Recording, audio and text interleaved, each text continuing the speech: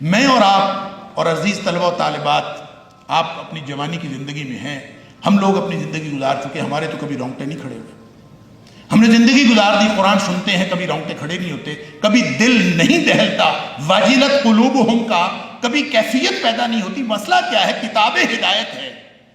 تاثیر اس کے اندر یہ ہے کہ اس سے رونگٹے کھڑے ہونے چاہیے اور اس سے دل دہل جانے چاہیے اور ہماری ہدایت کا سوئچ آن ہو جانا چاہیے. کبھی ہوا نہیں.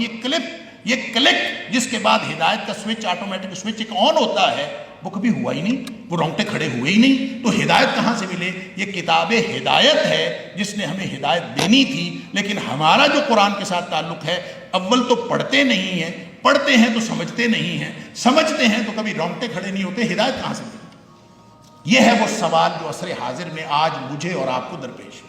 قرآن تو ہم سنتے ہیں، درس قرآن مجھے بھی پتہ چلا پچھلے 46 سال سے یہاں درس قرآن جو ہے وہ جاری ہے، ہر جمعے کو ہوتا ہے. سبحان اللہ. اللہ تعالیٰ اس کا آغاز کرنے والوں کو اور اس کو جاری رکھنے والوں کو اللہ تعالیٰ اجر عظیم عطا فرمائے. یہ تو بہت بڑی بات ہے. کون سا مقام ہے جہاں درس قرآن نہیں ہو رہا؟ لیکن کبھی یہ سوچا کہ ہماری وہ ہدایت کا سوئچ آن کرنے کے لیے جس کیفیت کی ضرورت ہے، قلبی اور جسمانی، کہ رونگٹے کھڑے ہو جائیں، انسان دہل جائے، وہ ہوتا نہیں ہے. کیوں؟ ایک شرط رکھی ہے قرآن نے یہاں. ہر ایک کے رونگٹے کھڑے نہیں ہوتے. تقشعر منہ جلود الذین یخشون ربہم. ان کے رونگٹے کھڑے ہوتے ہیں جن کے دلوں میں ان کے مالک کی خشیت ہوتی ہے.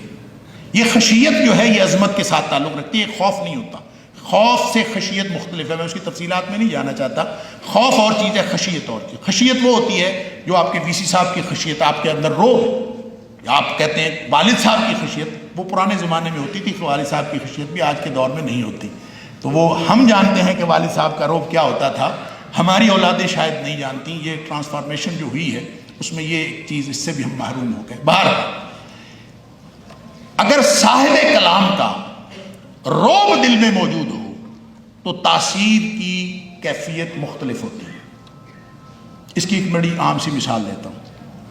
میں ابھی کہوں پکڑ لو تو آپ کہیں گے پتہ نہیں کیا بات ہے، ایک محمل سی بات اس نے کہی ہے، اس کی کیا حیثیت ہے؟ میرے الفاظ پکڑ لو کی کوئی حیثیت نہیں.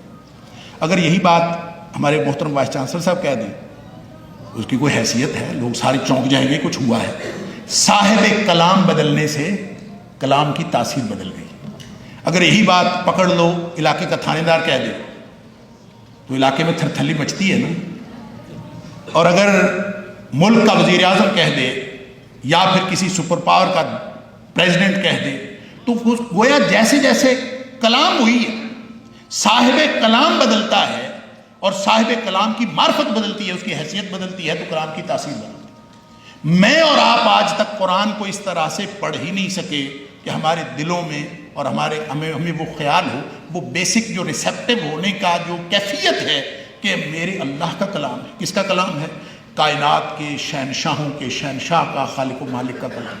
اللہ کی عظمت جس کے دل میں ہو، پھر وہ سنیں. ابھی کتنی خوبصورت تلاوت کی، ہم جھوم تو جاتے ہیں لیکن جھومنے کے ساتھ ہمیں یہ احساس نہیں ہوتا، ہمارے دلوں میں وہ عظمت رب کی نہیں ہوتی، وہ معرفت نہیں ہوتی. اس لیے ہمیں کبھی ہدایت نہیں ملتی.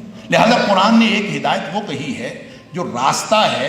یہ راستہ سب کو نظر آتا ہے کہ یہ راستہ جا رہا ہے. ایک ہے راستہ دکھانا، ایراء الطریق.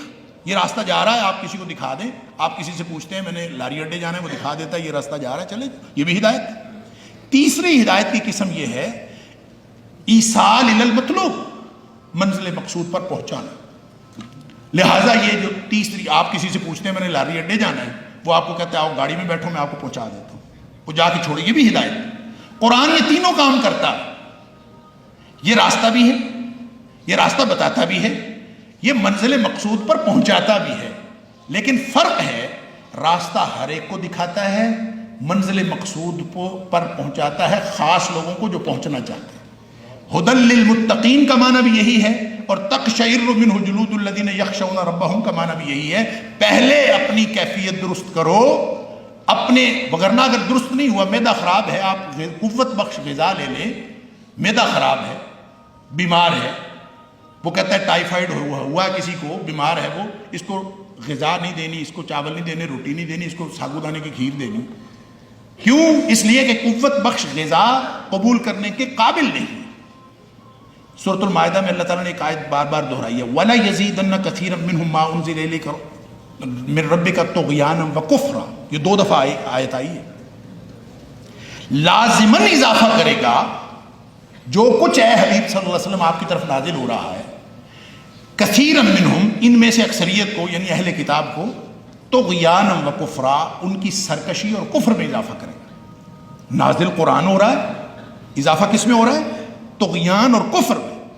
لہٰذا جس کا معدہ خراب ہے وہ قوت بخش غذا حاصل کر کے وہ اس سے اپنی جسمانی قوتیں اور طاقتیں اور روحانی قوتیں حاصل نہیں کر رہا، بلکہ اس کے طغیان اور کفر میں اضافہ ہو رہا ہے۔ اگر ہم متقین نہیں ہیں، اگر ہم یخشون ربہم کا میرٹ کوالیفائی نہیں کرتے، ہمیں کبھی ہدایت نہیں قرآن سے مل سکتی۔